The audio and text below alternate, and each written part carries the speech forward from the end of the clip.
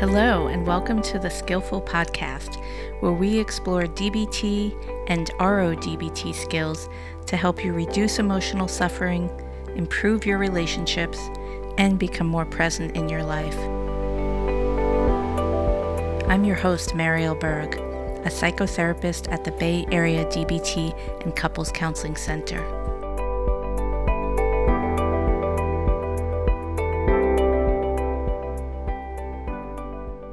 Hey Ed, how are you doing?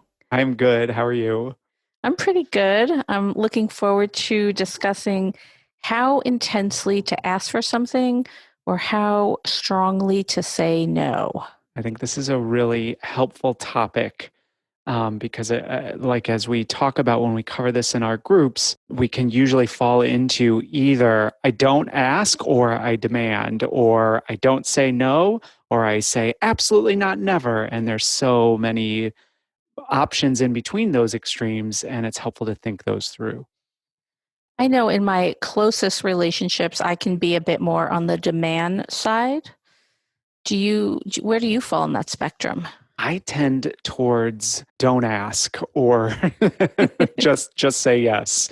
And so if I'm not being conscientious, my automatic kind of habit is to just talk myself out of asking for things, talk myself out of saying no, and just say yes. And so I do need to be thoughtful about asking for things and saying no.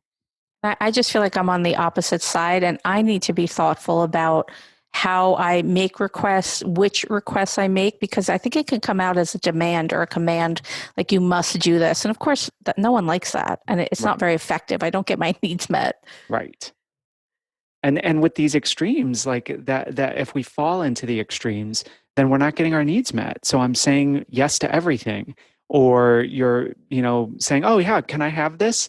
And people are feeling like it's a demand and that's not what you intend, but you're not going to get the response you want. So we do want to be conscientious. And as we're talking about this, for listeners, I'm hoping that, folks are thinking about where they fall on the spectrum, because there's these two extremes. And I think it depends also on relationships. I know in my most intimate relationship where I'm the least guarded and most myself, that's where the demand can come out, or maybe like saying no too quickly. But even with, super close friends or other people in my life, I'll be more in the middle. I think it really depends on the nature of the relationship. And it can also differ in a work setting. Exactly. So maybe for some people who can be more sort of demanding in intimate relationships at work settings, they don't ask for things. So I think it can really vary depending on who you are communicating with. And I know for some people, it's the opposite, where in intimate relationships, they're hesitant to ask, but at work, it's like, well, this is my job. I'm just going to ask. And so I do think it's helpful for us to reflect on our tendencies in general, in particular areas of our life. Do we tend towards being more demanding, or do we tend towards not asking? Do we tend towards saying no with a lot of firmness, or do we tend towards just saying yes and not saying no? And to be thoughtful about that for ourselves. And that gives us a lot more choice in how to respond. And so we teach all these wonderful skills in the interpersonal effectiveness module. And I'll link to some of them in the show notes, because I know we've done episodes, I think, on most or if not all of the acronyms that we use. So we have our basic Dear Man. Maybe we should go over that just briefly, which is our main script that we use when asking for something or saying no or getting your opinion taken seriously. So the D stands for you describe what it is that you want to talk about. The E stands for you express your feelings or opinions. The A stands for you assert what you want. So that's where you ask for what you want or you say no. And the R is you reinforce what's in it for the other person to give you what you're asking or to take your no seriously. And then the man is kind of the deer is the script. The man is how you do it. So you're mindful and making sure that you're sticking to the topic, sticking to your goals, not getting sidetracked.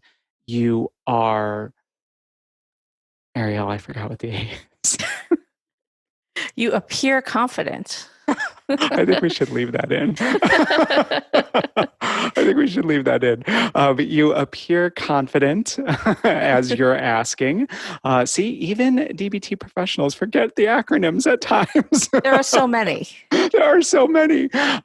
So you appear confident in what you're asking or saying no to. And the N is kind of the last step. You negotiate if needed. So if you ask for something and the person is resistant to giving it, maybe you negotiate. So that's the Dear Man, which is the basic framework for asking or saying no.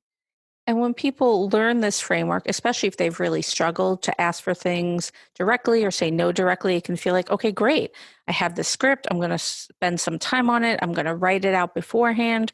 And then I'm going to say it to my significant other or my boss or my parent. And then it doesn't always go the way we have planned because it's a bit more complicated. So what we're talking about today will help you figure out like how strongly do you want to come out with that Dear Man to ask for the thing you want or to say no, or how tentatively, because sometimes it makes more sense to be more tentative or hesitant or have a softer request or a softer no, depending on a whole bunch of different factors that we'll go into. And so, when we go over the skill in our skills group, we look at, okay, what are all the levels of option for how intensely to ask or say no? And there's kind of a 1 through 10 scale that goes from, in terms of asking, level 1 would be don't ask, all the way up to level 10, which is ask and don't take no for an answer. But then there's like 2 through 9 in between, which are, you hint, you ask tentatively, you ask confidently. And so it gives us a lot of variety. Same thing with saying no. Level 1 is do what the other person wants without having to ask. And then level 10 is don't do it. You just don't refuse to do what the person is asking. But then there's all these options in between where you do it, but you do it and you're not cheerful about it. You say you'd rather not, but you do it gracefully. You say no confidently.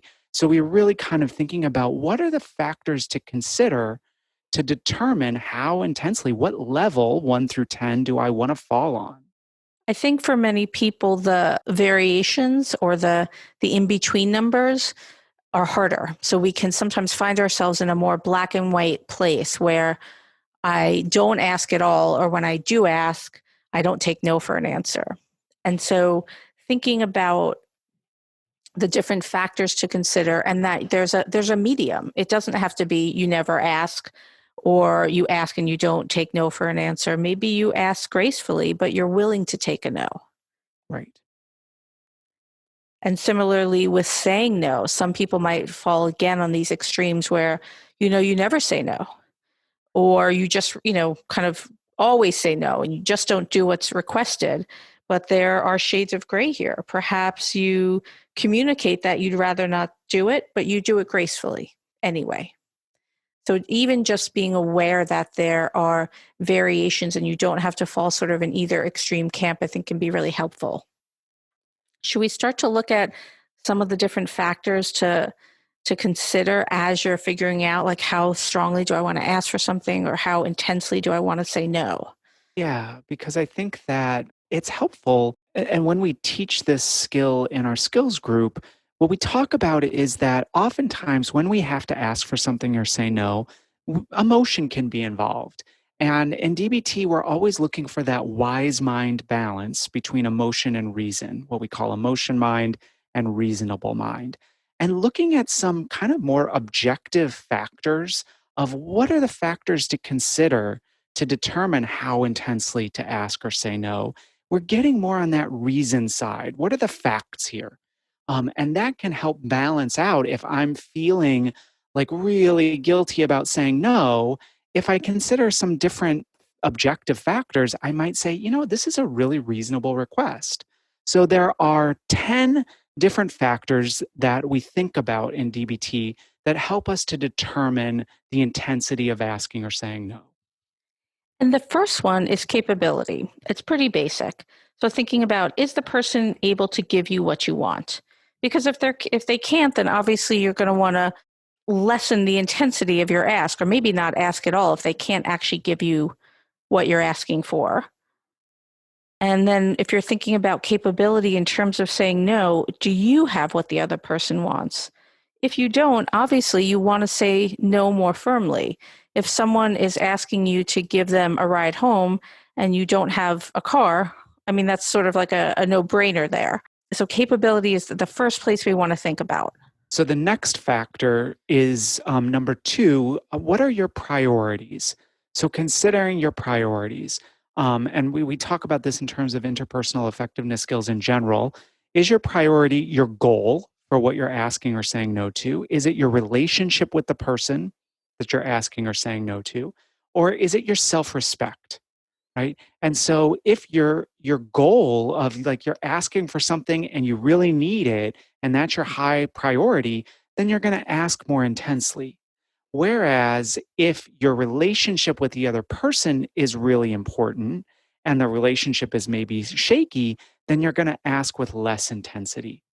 And if your self respect is really important in this exchange, then your intensity should fit your values. So if you are somebody who tends to not say no, you say yes a lot, and then you feel really guilty and bad about not saying no, and you get maybe even resentful towards people, then you're going to want to increase the intensity of saying no because your self respect is going to be hurt if you don't. So those are priorities that you want to be considering in determining how intensely to ask or say no. And I'll just expand a little bit more on self-respect. So some other things to think about are, do you usually do things for yourself? Are you careful to avoid acting helpless when you're not? If yes, then ask more strongly. Conversely, thinking about, as you said a moment ago, Ed, will saying no make you feel bad about yourself? And if no, then say no more strongly. So thinking about how your self-respect will play into this interaction with someone else and what you say no to and what you ask for. And I do think it's good to think about, when we talk about this in group, oftentimes it's like, okay, will you feel bad about yourself if you say no? And people are like, yes, I always feel bad about myself when I say no because I feel so guilty. I should never say no. And so you want to keep in mind, oh, is that just an emotion mind response? Or is it really like, I'll feel like I let myself down by not saying no? Or I'll feel like I was genuinely not open to the other person by saying no. You want to consider those factors. That's such a good point, and it makes me think about the episode we did on interpersonal myths. And so I think for people who might have the response of, yes, I always feel bad when I say no because I feel guilty, there might be some kind of belief underlying that, like it's not okay to say no, or the way you care for others or be a good friend or just a good human being is by never saying no. And so maybe unpacking some of those beliefs that might get in the way and might make you respond habitually and not say no when really saying no would preserve your self-respect. So, in addition to the first 3 that we covered, capability, priorities, and self respect, a fourth factor to consider is rights. So, for instance, is if you're asking for something, is the person required by law or moral code to give you what you want? And if the answer is yes, you're going to increase the intensity, right? If you are asking for something from someone whose job is to give you that thing, then you're going to increase the intensity. Um, and likewise, if you're required by law or moral code to give the person what they're asking for, then you're going to decrease the intensity of saying no, right? So if it's your job, if you're working in some sort of customer service and your job is to honor people's requests, then you're not going to, if you need to say no, you're going to say it no less intensely. Or maybe just this is like, I really need to think hard about saying no to this. And related to the issue of rights is authority. So a little bit different, but there's some overlap. So if you're responsible for directing the other person or telling the other person what to do, you're their manager or supervisor, clearly you're going to ask more strongly.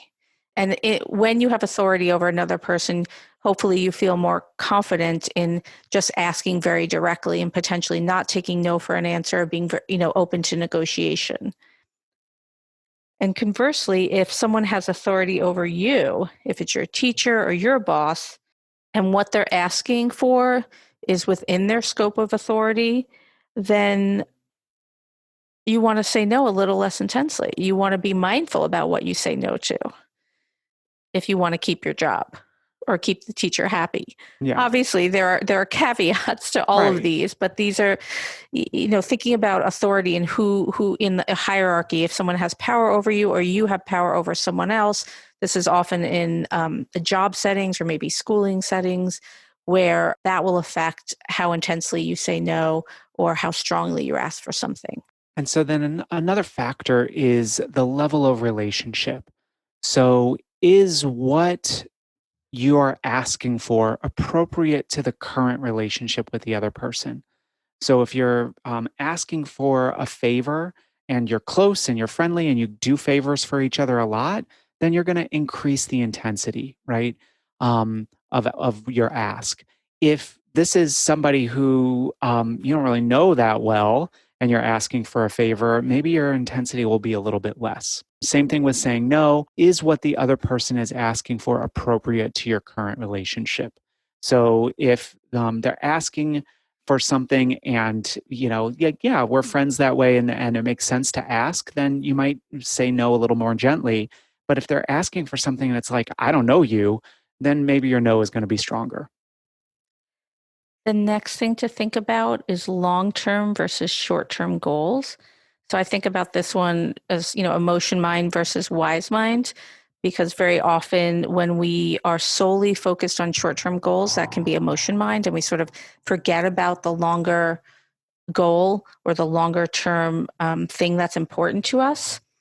So something to think about and something to ask yourself is, will not asking for what you want keep the peace now, but create problems in the long run?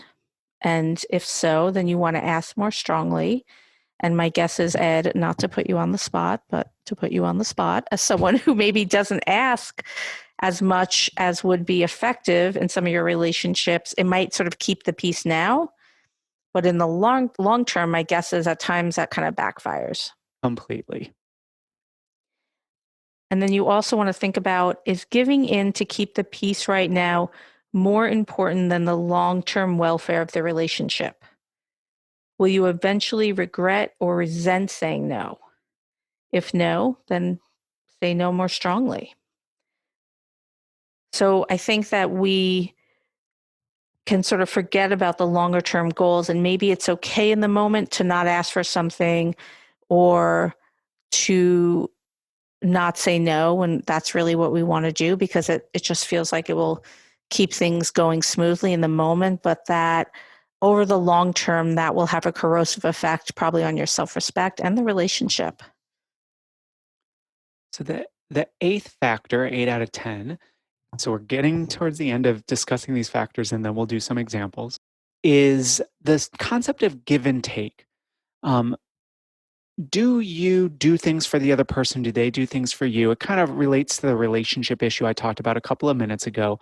Like really thinking about not just like, is this question appropriate to our relationship, but really like, is there a give and take in the relationship? Because if there's a give and take, then yeah, you ask more firmly. If there's not, then you decrease the intensity of your ask.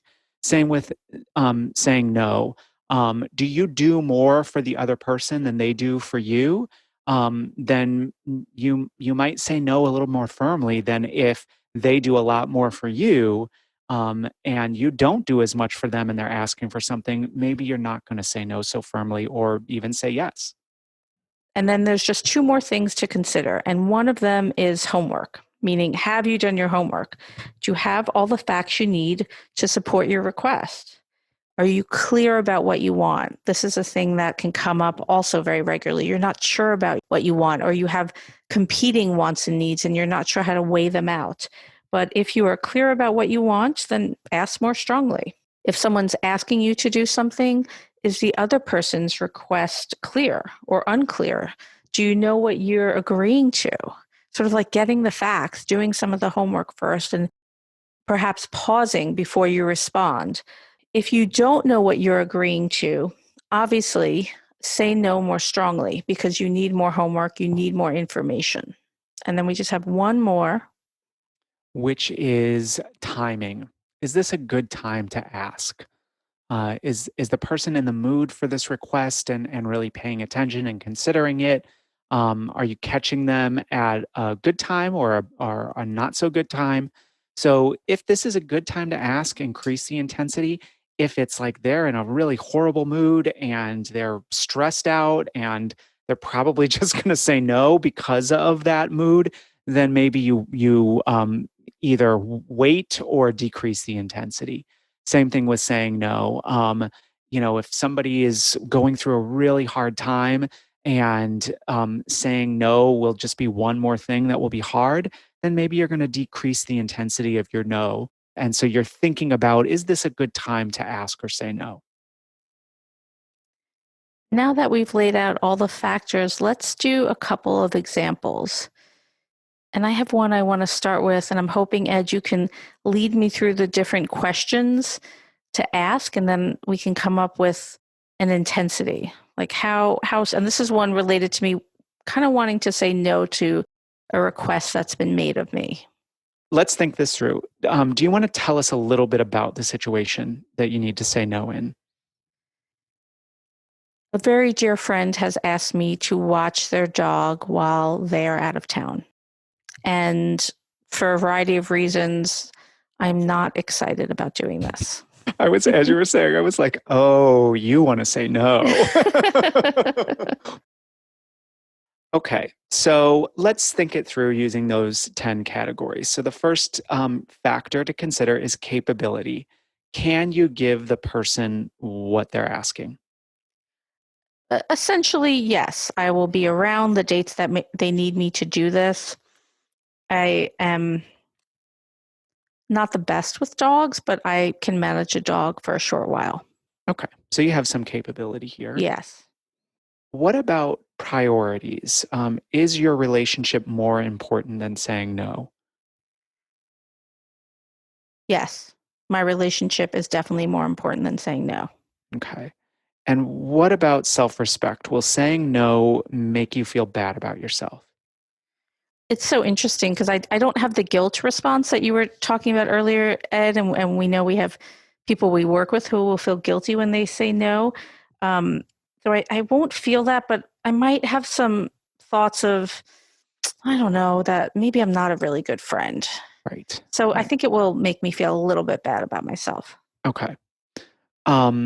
And what about rights? Like, are you required to watch this person's dog No. by law or moral code? Okay, so there's no law that you have to watch people's dogs. Okay. Not yet, and hopefully there will never be. We'll keep that at the forefront of our legislative agendas, making sure Marielle doesn't have to be obligated to watch people's dogs. What about authority? Is the other person responsible for telling you what to do? No. Right. That would be, this is a close friend. This isn't like a boss or something like that. Yeah. And what about relationship? Is what the person is requesting appropriate to your relationship with this person? I think so. Yeah. Okay. We've known each other a long time. I think it makes sense. And goals in the long term, will you regret saying no? No, I don't think so. Okay. So in long term, it would be okay to say no, not just short term. What about give and take? Do you owe this person a favor? I don't think I owe them a favor, but I feel like they do a fair amount for me and I do a fair amount for them. Like we have I feel like a pretty even give and take. Right. But I don't owe them a favor right now. Right. Okay. And then homework. Do you know what you're saying no to? Have they been clear in their request? Yes, I know the dates. I know what's required. I know the specific health conditions the dog is going through. So yes, I do have all the facts I need. Okay. And then timing, should you wait a while before saying no, or is this a good time to say no? They need an answer, so I should not wait. So no, I should not wait a while. Okay. So thinking those through, there were a couple of those that like it was really clear that saying no made sense, But mostly it's kind of like, this doesn't sound like a situation where you want a really firm no. You kind of fall on the less intense end. How does that sound to you? I think that fits. And in our DBT skills workbook that I'm looking at right now, one of the options, like the lower level options, maybe at a number 4 on a scale of 1 to 10 in terms of how strongly to say no, that would be for me to do it, but show that I'd rather not. And that, I feel like that really fits. I don't want to do it enthusiastically because then maybe I will be asked over and over. Right. And I think this also can be a tricky one for people because they think, well, isn't that sort of manipulative or passive aggressive? But I absolutely think there is a way for me to do it, but just not be real excited about it. And that communicates something. Right. So like, you don't need to go to the level of saying, I really don't want to do this, right? Mm-hmm. But I think it makes sense. You don't want to say, sure, absolutely, because then you might get asked again and you would prefer not to be asked if you can avoid it. Okay. So was that helpful? Yes, I feel like working through that and asking all those questions helps me feel more confident in how to say no and to remind myself that it isn't always just a yes or no, that there's sort of an in between. I'm going to do it, but I'm communicating something in terms of my lack of excitement about doing this. Right. And so let's try the how strongly to ask for something. Do you want to tell us the thing you want to ask for, Ed? Yeah. So I've talked to you before about how like I do struggle to ask for things even in, relationships where it's really important. And like I have a bunch of stuff I have to move out of my apartment and I'm needing some help with it. And I have a maintenance person in my building who regularly helps people move stuff out of their apartments. And I'm really hesitant to ask. You just have me come over. I can do that for you. So now we've totally switched to Marielle. How strongly do you want to say yes or no? I do think that and this is how I think, Marielle, you're playing into my struggles is, oh, good. I don't have to ask the maintenance person who's probably going to be more than happy to help. I can just ask Marielle and she'll do it. She'll do it, right? And so I do think it will be valuable for me to think about asking this person who I'm hesitant and I don't know that my hesitancy is warranted. Okay. So the first thing is capability. Is this person able to give or do what you want? Yes, definitely. The next one is relationship. Is getting my objective more important than my relationship with this person? Oh, that's a tricky one. Because my gut is to say, no, the relationship is more important. But the reality is I need to get this stuff out and I need help. So actually, I do think the objective is more important than the relationship in this circumstance, even though the relationship is important. And I'm not, again, not asking for something that's unreasonable. So the objective is more important. But this relationship, it's not someone you're really close to. No. The next thing to think about is, will asking help me feel more competent and self-respecting? Yes. Yes, I need practice asking for help. I feel like it's much better to be a person who has a hard time asking for things and that rather than being the demanding one. No, you don't. No, let me just tell you. Judgment about that. Let me just tell you, no, it's not. Each side probably has its set of problems. I'm like, it's so much easier to just be able to say, hey, I need help. So, is the person required by law or moral code to do or give me what I want? No. I mean, again, this is something I can ask for. It's not actually like a defined thing where they're required to do it. Okay. The next one is around authority. Am I responsible for telling the person what to do? No, I'm not. The next one is about the relationship. Is what I want appropriate for the relationship? Is it right to ask for what I want? Yes. This is something that the maintenance person in the building does this all the time. It's just kind of part of what their role is. So yeah. Yeah. So you're it's firmly sort of appropriate. It's kind of part of their job. Yeah. Is asking important to a long-term goal? I mean, again, I do think it's important for me to practice asking. So yes. I also can think of other long-term goals for you that may be like protecting some physical injuries you've Yeah, had. totally. Yeah, absolutely. I didn't even think about that. Like, no, I can just drag it out and hurt myself. No, yeah, you're right. Do I give as much as I get with this person? Yes, I do. Okay. The next one's about homework. Do I know what I want and have the facts I need to support my request? I actually do. I know exactly what I need help with and, have time frames for doing it. So yeah. So this is turning out to be a pretty strong ask. So the last Yeah. question, I mean, really, is this a good time to ask? Yes. Yeah, because I Okay. need to get it done and the person is definitely available. So that means you said yes to 8 of the 10 questions. right. And so if we look at our list in the workbook, it says ask firmly, resist no. And so for me, that makes sense. I think in terms of asking firmly, it's just I need to just ask, be clear. And if the person, and I already know, if he can't do it, he's going to say, I can't do it on this day. I can do it on that day. And then, that's totally doable. So that makes a lot of sense. And it helps me going through that list to be clear, like, this is so appropriate to ask. It's worth it to ask. I just need to do it. So for you, it removes some of the hesitancy, like should I, shouldn't I don't feel good about it. It's like, oh yeah, no, I have every right to ask in a firm kind of way. And it checks my emotion mind. Like the emotion is like, oh, I don't want to bother him. He does so much. He's so busy. And the reality is, I already know I've done this before. He's going to be so excited to be able to help. It's like, yes, let me help you. So I think that and I don't ask for a lot. And so some people in my building do ask for a lot and he doesn't like to help them as much. So I know this is like helps me check that emotional, like, oh no, it's going to bother him when that's just emotion mind. The reality is this is totally reasonable. Right. And what you said with it, you don't ask for a lot, but other people in the building do. It makes me think of the give and take, which maybe isn't quite the same because you're not actually giving to him probably much, but you're not asking of him regularly the way other people might do. Right. Exactly.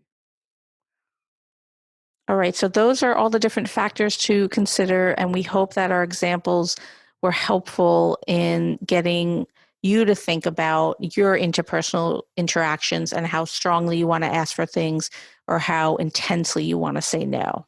And so I think for people who have the skills workbook, it's good to look at this stuff and ask these questions of yourself, especially if you have something that you're struggling with asking or saying no to. And if you don't have the skills book, just like think about what are different factors to consider. How do I get some facts about the situation so that I'm making a decision that's balanced about how intensely to ask and recognize there's variations. I don't have to either say no firmly or don't say no at all. I don't have to either demand or don't even ask. Like there's lots of possibilities and I want to think it through. Absolutely. And on that note, maybe we'll end here. Great. Thanks for listening to today's episode. To learn more, or if you're in the Bay Area and want to get started with therapy, you can find us online at bayarea.dbtcc.com. That's bayarea.dbtcc.com.